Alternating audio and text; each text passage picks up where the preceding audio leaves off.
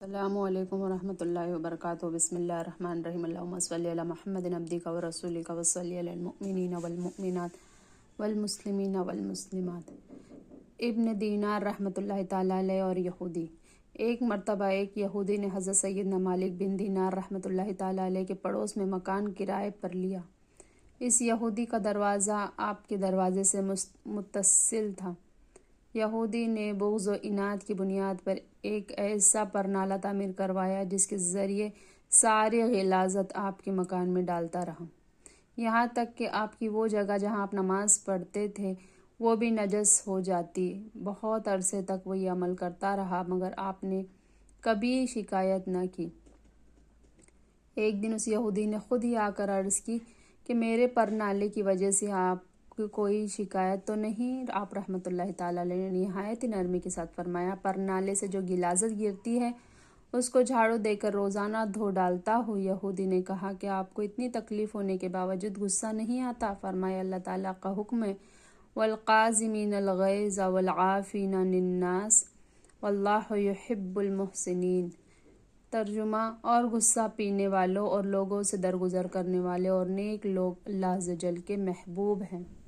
یہ آیت مقدسہ سن کر وہ یہودی بے حد متاثر ہوا اور یوں عرض گزار ہوا، یقیناً آپ کا دین نہایت ہی عمدہ ہے، آج سے میں بھی سچے دل سے اسلام قبول کرتا ہوں۔ پھر اس نے کلمہ پڑھا اور مسلمان ہو گیا۔ پیارے پیارے اسلامی بھائی اور بہنوں، اللہ عز و جل کے نیک بندوں کے اخلاق نہایت ہی عمدہ ہوتے ہیں اور وہ تکلیف پہنچنے پر بھی غصے میں نہیں آتے اور صبر کا دامن نہیں چھوڑتے، ہر خطا کار کی خطا بھی معاف کر دیتے ہیں۔ اور یہ بھی معلوم ہوا کہ اسلام اللہ والوں کے احسان حسنہ، اخلاق حسنہ سے ہی پھیلا ہے، نہ کتابوں سے، نہ کالج کے ہے درس سے پیدا، دین ہوتا ہے بزرگوں کی نظر سے پیدا۔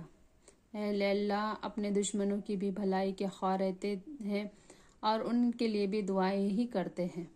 حکایت، شیخ سعدی رحمۃ اللہ تعالیٰ علیہ فرماتے، ایک بزرگ نے عمر کے آخری حصے میں گوشہ نشینی اختیار کی۔ یہ بزرگ ان لوگوں سے ہرگز نہ تھے جو ہر کام دکھاوے کے لیے کرتے تھے اور دنیاوی فائدے حاصل کرنے کے لیے دیندار کا ڈھونگ رچاتے تھے، لیکن برا چاہنے والے کو زبان کون پکڑ سکتا ہے؟ جیسا کہ حدیث پاک میں آتا ہے، کل ذی نعمت محسود، یعنی ہر ذی نعمت حسد کیا جاتا ہے۔ چنانچہ ان کا ایک بدخواہ پیدا ہو ہی گیا اور وہ جہاں بھی جاتا ان بزرگ کو برا بھلا کہنے کا کوئی نہ کوئی پہلو پیدا ہی کر لیتا۔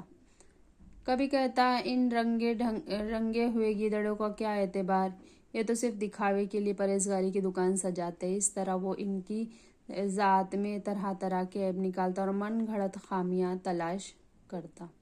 کسی طرح یہ بات ان بزرگ کو بھی معلوم ہو گئی۔ اس شخص کی دشمنی کا حال سن کر آپ رحمۃ اللہ تعالیٰ علیہ آپ دیدہ ہو گئے اور دعا کے لیے ہاتھ اٹھا کر عرض کیا، یا اللہ، اگر وہ برائیاں واقعی میری ذات میں ہے جو بیان کرتا ہے تو مجھے توبہ کی توفیق عطا فرما اور میری اصلاح فرما، اور اگر ایسا نہیں ہے تو اس شخص کو توبہ کی توفیق دے۔ یہ حکایت بیان کرتے ہیں حضرت سعدی رحمۃ اللہ تعالیٰ علیہ فرماتے، اگر تجھے دشمن کی کہی ہوئی بات سے دکھ پہنچتا ہے تو ایسی پاکیزہ زندگی گزار کہ اس کی بات ہمیشہ غلط ثابت ہو۔ میں تو اس شخص کو اپنا دوست خیال کرتا ہوں جو میرے عیوب سے آگاہ کرتا ہے۔ دوست ہے وہ تجھ پر جو ظاہر کرے تیرے عیوب، اس کو دشمن جان جو عیبوں کو بھی تیری خوبی بتائے۔ غور کر تیرا محاسب تجھ سے بڑھ کر کون ہے، کیا یہ ممکن ہے ادنیٰ بات بھی خود سے چھپائے۔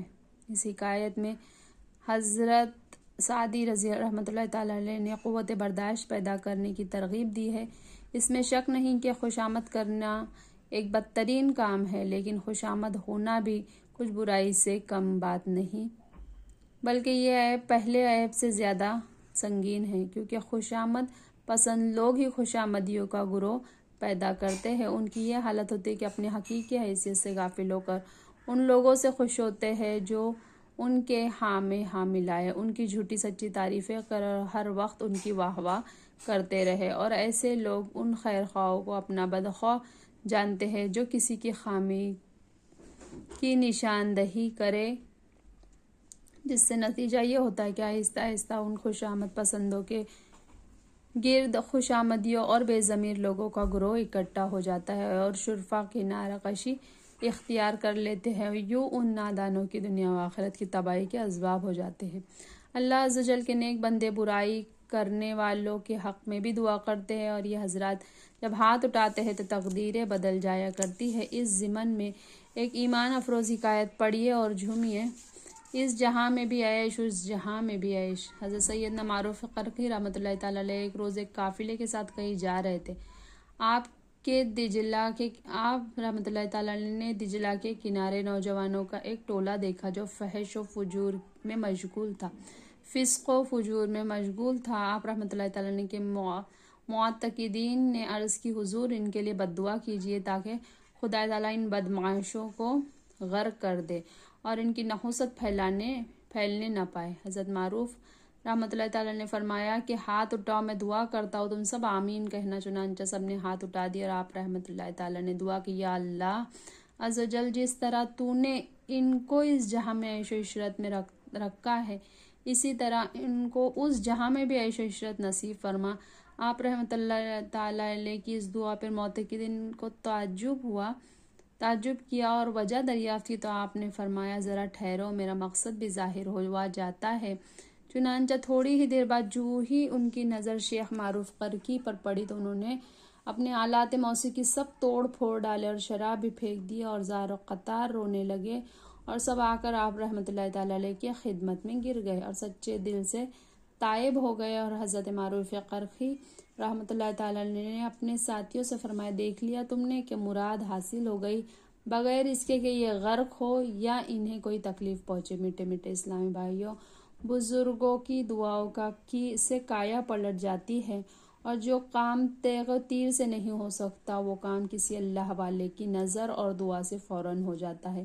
اسی لیے شاعر نے کہا ہے کہ نہ کتابوں سے نہ کالج کے حیدر سے پیدا، دین ہوتا ہے بزرگوں کی نظر سے پیدا۔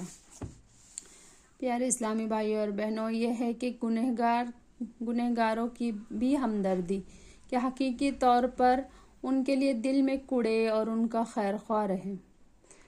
بگڑے ہوئے لوگوں کو کوسنا اور ان کو بددعا دینا ان کی اصلاح کا باعث نہیں ہوتا، ان لوگوں کے لیے دعائیں کرنا چاہیے۔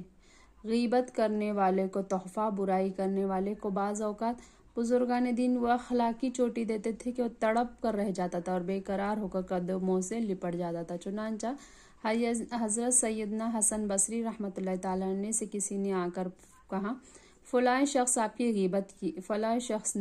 غیبت کی ہے۔ حضرت سیدنا حسن بصری رحمۃ اللہ تعالیٰ نے اسی وقت تازہ چھہارے منگوائے اور ایک طباق میں رکھ کر انہیں اس شخص کے پاس بطور تحفہ بھیجا، اور ساتھ ہی کہلا بھیجا کہ آپ کا بڑا شکر گزار ہوں کہ آپ نے میری غیبت کر کے اپنے نیکیوں کو میرے دفتر اعمال میں منتقل کر دیا ہے۔ آپ کے اس احسان کا بدلہ میں چکا تو نہیں سکتا، تاہم یہ حقیر سا تحفہ قبول فرمائیں۔ وہ شخص حضرت سیدنا حسن بصری کے اس حسن اخلاق کو دیکھ کر بڑا شرمندہ ہوا اور آپ کی خدمت میں بابرکت میں حاضر ہو کر اپنے فعل کی معافی چاہی۔ پیارے اسلامی بھائیوں اور بہنوں، ہمارے اسلاف کا اخلاق کس قدر پاکیزہ ہوتا ہے، اور یہ حضرات کس قدر صابر اور متحمل مزاج ہوتے ہیں کہ جو ان کی برائی کرتا ہے اسی کے ساتھ یہ حضرات بھلائی کرتے ہیں۔ نیز یہ بھی درس ملا کہ کسی کی غیبت کرنے سے سراسر اپنا ہی نقصان ہوتا ہے، اور جس کی غیبت کی جائے وہ فائدے میں رہتا ہے، اور اس طرح کی غیبت کرنے والے کی نیکی اس کو مل جاتی ہے، لہٰذا غیبت سے بچنا چاہیے۔ دیوانہ مصطفیٰ، مشہور و معروف عاشق رسول صلی اللہ علیہ وسلم حضرت سیدنا اویس قرنی رحمۃ اللہ تعالیٰ علیہ سے کون ناواقف ہے؟ آپ رحمۃ اللہ تعالیٰ علیہ مدینہ سرکار صلی اللہ علیہ وسلم کے عشق میں ہمہ وقت گم رہتے تھے، لہٰذا لوگ آپ کو دیوانہ سمجھتے تھے اور لڑکے آپ پر پتھر برساتے تھے، لیکن سنتوں کا دیوانہ اور دیوانہ مصطفیٰ صلی اللہ علیہ وسلم تو صابر و رضا کا پیکر ہوا کرتا ہے۔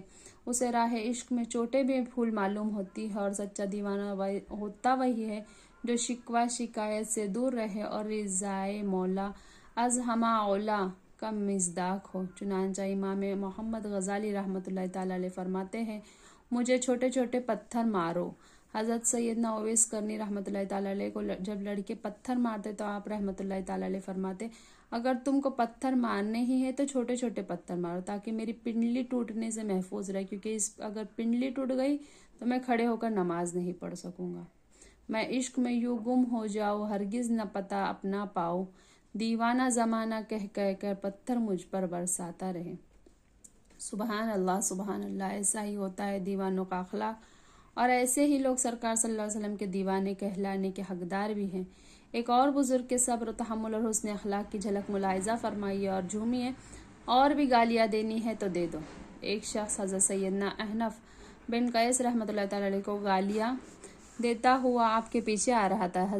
جب حضرت سیدنا احنف بن قیس رحمۃ اللہ تعالی نے اپنے محلے کے قریب پہنچے تو ٹھہر گئے اور فرمایا، اے جوان، اگر کوئی اور بات تمہارے دل میں رہ گئی ہے تو ابھی کہہ ڈالو، کہیں ایسا نہ ہو کہ محلے کا کوئی میرا واقف تمہاری گالیوں کو سن کر تمہیں ایذا دے۔ اللہ اکبر۔ یہ ہے کہ ہمارے بزرگوں کا حسن اخلاق۔ گالیاں بکنے والے کی بھی خیر خواہی فرمائی جا رہی ہے اور ہمدردی کی جا رہی ہے کہ کہیں اسے گالیاں بکنے کو کوئی تکلیف نہ پہنچ جائے۔ کاش ہمیں بھی حسن اخلاق اور توفیق کے صبر و تحمل نصیب ہو جاتا۔ ہم تو جب تک اینٹ کا جواب پتھر سے نہ دے تو ہمیں چین ہی نہیں آتا۔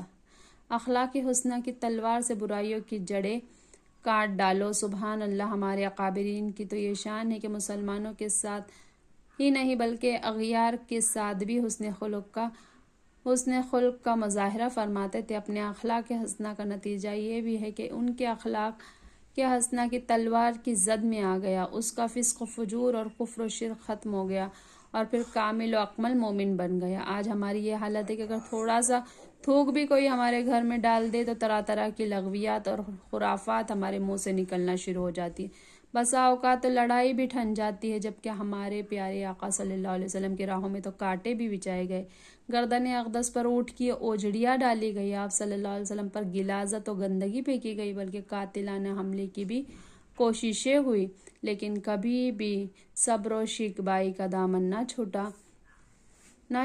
اللہ عز و جل ہمیں بھی صبر و تحمل کی توفیق نصیب کرے تاکہ ہم بھی اپنے احسن طریقوں سے احیاء سنت کے لیے کام کر سکیں۔ آمین بجاہ النبی الامین صلی اللہ علیہ وسلم۔ سبحان اللہ و بحمدہ، سبحانک اللہم و بحمدک، اشہد ان لا الہ الا انت، نستغفرک و نتوب الیک۔ سبحان ربک رب العزت عما یصفون وسلام علی المرسلین والحمد للہ رب العالمین۔